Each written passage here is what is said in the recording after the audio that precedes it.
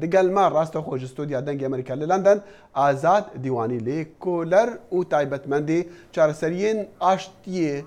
ين شران كاك آزاد سپاس ببجداريتا مدو خواست ام بزان كاني باورياتي چه لسروي شري و اگر اف شر يعني اف اوبراسيون ويسر كفتي با سلاف جوارا و اجتماع جوان هجارا اف اوبراسيون وكا وندزانن دبواري لشكري دا برب پیش ورچه یعنی باکوری رقای و هنده گندها کنترل بونا و شروان به پیش ورچن لین خویا حتی کنگی اوی بردوام به آیا و شروان بری خو بدنا باجار رقای یانا لی وک اپراسیون رخنه کا مزن لسریه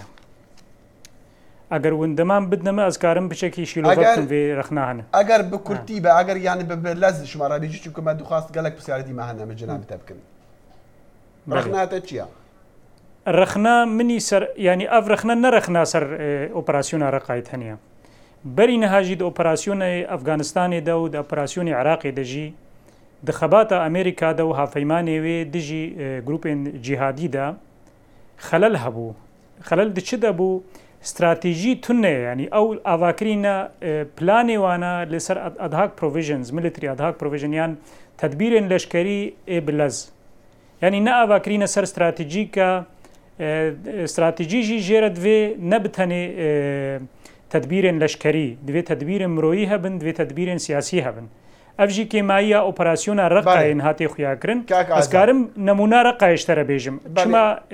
خويا يعني تيدا بالي اكاك ازاد يعني بسياره منها او اگر هاتو داعش دي رقدان نما كي يجي هوان بكره تشكو خلكي بدفري كردان قبول ناكن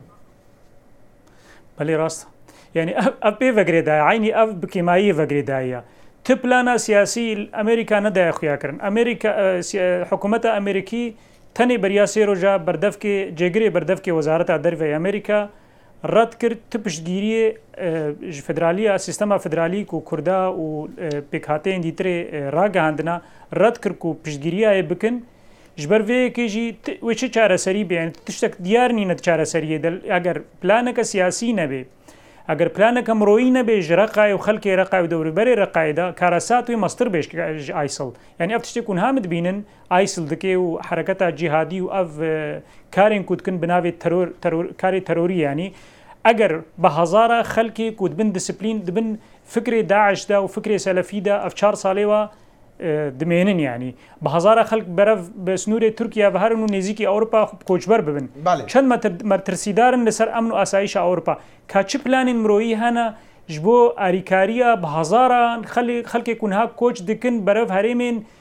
كود بن كنترولا يا باجيدا يعني اريكاريا مروفي تقدم كاك اصلا ما بس اوكو امادكاري نين امادكاري شر هنا لي امادكاري جي بش شر نينا بتايبجي مثلا او خلكي برا بجمان وكيچانها ما رابورت هذا الفيديو هذا بين خلكي فلوجه شران درفنتنا دفرين ارام هلبت اوجي خلكي الرقه جي برا بين دفرين كوبيشر اوجي دفرين كردانا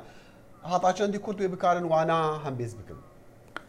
يعني انها وكا جوند زانن بلكي وند رابورت هذا جيبين بهزاره خلق چونا دفركي دبجني دمرغه دي الباشوري حسكيت بن كنترولا يا باجيدا بيويستين بلز بيويستي بيداويستين بزشكي هي تندرستي هي بفاسيليتي جيان اي سركه هي فاسيليتي الورتنا افتنا خوشكاي يعني خوار تشتكي كود كاربي اف خلق بهزاره كرد كاربي يارمتي امروي تقديم بك تنه امريكا حاضر نكري يعني تبلان حاضر نكري يجبو فينا اگر كاربن جهاديه درقايده بشكينن نكارن حركتها جهادي بشكينن يعني حركتها جهادي مسترد بيجبركو بهزاره خلق بن ديسبلين بن فكري داعش مظنبونا بالك كازادنا بس الرقه اللي يعني سوريا العراق اللي قال لك دفر وجهندي ولاتين دي الدنيا اف مسالاكو قشكرنا وان بزافن راديكال زيد دي بقالك سباش بو ازادي والي ليفربول لندن دي قال ما بو